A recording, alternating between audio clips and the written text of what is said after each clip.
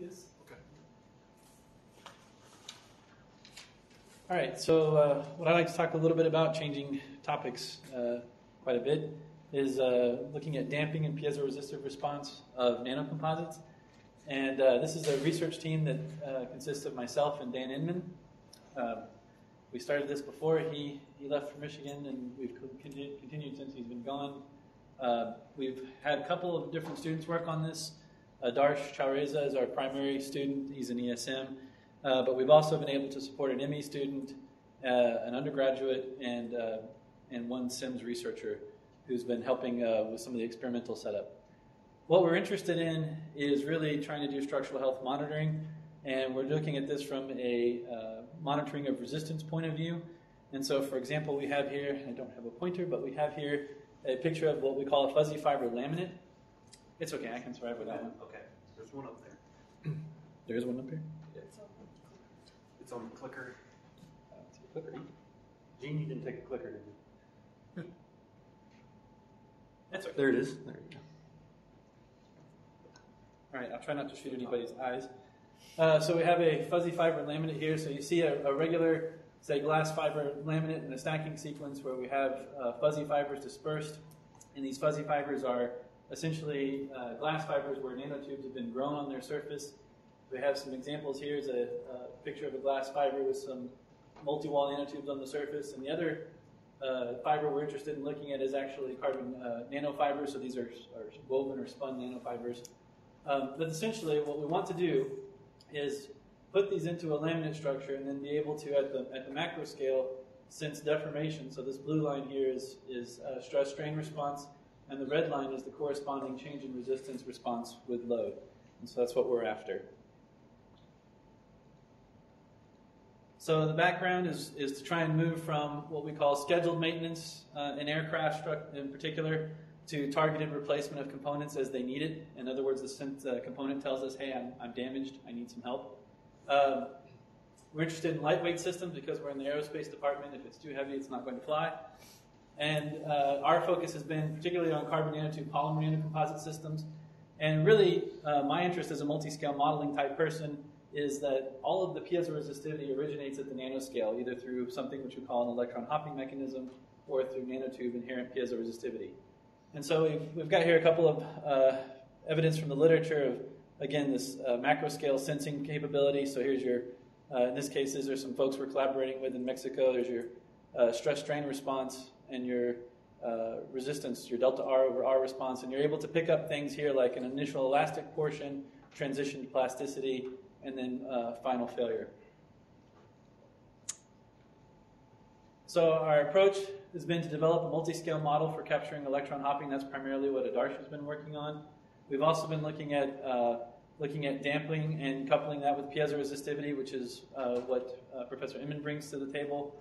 Looking at damage-coupled models, assessing damping in the composite systems, and then the final piece of the puzzle, which we haven't quite got to yet, is developing an SHM algorithm based on these types of materials and composites. And just to give you some idea, it's a silly cartoon, but my student drew this as here's two bars, here's the cool bar where everyone's hanging out, and here's the other bar which nobody knows about. And as they get closer together, people start bar hopping.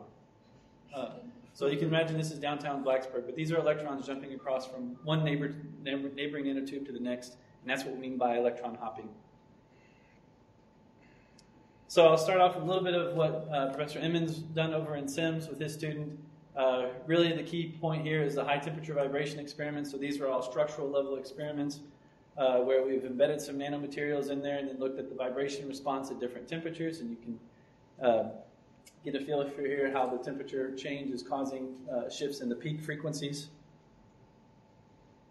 Some characterization of epoxies with nanotubes in them, so epoxy nanocomposites, looking at loss modulus and storage modulus with different weight concentrations. Gives you an idea that the nanotubes are indeed doing something to the viscoelastic properties. And then taking those viscoelastic properties from both an experiment and a validation point of view. So these are some viscoelastic models that we've looked at in terms of transitioning from time space to Carson space and then into frequency space, so that we can start to predict things like different loss factors in different types of properties. And so, for example, this is a property which is strongly influenced by the presence of nanomaterial, and this is one which is not. So you see basically the matrix response. And then we take this information from this micromechanics point of view and push it up into a finite element level analysis. So this is a particular method, the GHM method, which is adapted for producing damping into the finite element method at a structural level. So these are our beam samples, and again, we see our GHM, our model, which now has information from the micro scale passed to the macro scale. And you can see this comparison with experiments, so it gets pretty good at predicting the peaks at various temperatures. And of course, we can then do our vibration problems and notice the damping. Okay, so shifting gears now to the electron hopping side of the equation. This is a representation of our composite. So we have some effective material, which we call a nanocomposite. Inside the nanocomposite, we have randomly oriented bundles of carbon nanotubes. And if you zoom in on a bundle, you'll see this tight packing of nanotubes. And it's that tight packing zone where electrons can actually hop. They're close enough to be able to actually share conductivity. And so we have some representation for getting effective conductivity in terms of electric field and current density. But really what we're interested in is getting this connection between change in resistivity and strain. So this is a one-way coupled system in terms of multifunctional response. And what we're interested in are these pi coefficients, which are effective piezoresistive coefficients. And so again, we bring in the electron hopping in the form of really what we would call an evolving microstructure, allowing there to be a certain cutoff range where electron hopping is valid, and then some exponential model which then fits how electrons are able to hop. So it's a somewhat phenomenological. So some predictions that we've been able to pick up. This is a sample result where we have tension and compression asymmetry. Some of the nice things we've been able to see that are both in experiments and that we're picking up in the model. We've also been able to notice the evolving microstructure such that you start off with something which is transversely isotropic and you go into something which is fully orthotropic. So these are neat things to play with in terms of materials modeling. We've done an exploration of hopping range, how far the electrons can hop. There's various estimates in the literature, so we have a couple of values here. And the key take-home is actually the shorter that they can hop, which maybe sound kind of counterintuitive, the better this piezoresistive response is. And it has to do with the normalization factor, normalizing by this rho naught, the initial resistivity. You're actually giving yourself an advantage by hopping shorter distances. So we've also looked at volume fraction response. And again, here you see this purple line corresponds to the lowest volume fraction, the closest that we're getting to percolation. So as you get closer to percolation, that's what we observe experimentally as well, is that this ability to detect deformation and damage increases. So we're interested in terms of resistivity, but when you talk to experimentalists, they're interested in things called gauge factors. So we've converted these results into a gauge factor formulation. So you can see we can get gauge factors as large as 15 in tension and something on the order of almost 25, 30 in compression. That's with change of hopping range. This is with change of volume fraction. So again, you're seeing gauge factors which are relatively large. Here we have this black dashed line. That's the geometric response if you don't have any type of nanoscale effects, electron hopping or piezoresistivity. So you see, if we're dealing with, say, a conventional strain gauge, we're getting a gauge factor which is significantly larger. So we should have more sensitivity in being able to detect. And then putting this in terms of comparison to experiments. So these are our co-workers, our collaborators in Mexico. Some of their values for their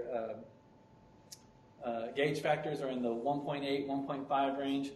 And so we have in our tensile and compressive zones our gauge factors that we're getting from the model, and we're right in the right ballpark. And so this gives us some confidence that our modeling strategy is actually performing somewhat well. So that's just for deformation sensing. Some other experimental comparisons we've been looking at are actually checking the fibers themselves. So this is a fuzzy fiber that's embedded in an epoxy matrix for assessing its own gauge factor. Excuse me. And this is in collaboration with UDRI. They've supplied us with some fuzzy fibers. And Catholic University of America has supplied us with some nanofibers. And again, we're all getting gauge factors around 30 with the model and with the experiment. So this is right in our target zone. So our future research directions, coupling with damage and piezoresistivity models, and we've started to do this. These are some results from the model. We haven't actually had a chance to compare these with experiments yet, so that's the direction we're headed.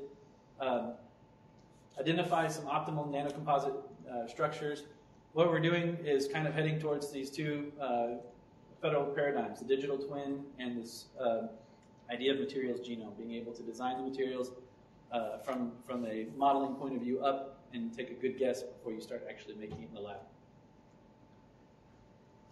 And again, the last part being developing an algorithm with Professor Inman that can actually sense specific load cases. Highlights. We have a good modeling tool underway. We have some good damping response. We need to marry those two together and bring it all home with the damage modeling. Publications, we have a couple of conference papers and one journal paper that's currently under review. We've submitted several proposals, mostly to NSF.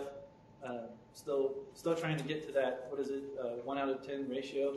So we're at 5 now, so we submit another 5. We should at least get 1. Other successes, we've had one undergraduate researcher work with us that became a master's student, and then key collaborations, our Mexican counterparts, our Catholic University counterparts, and then UDRI supplying us with the fuzzy fibers. And I will stop there.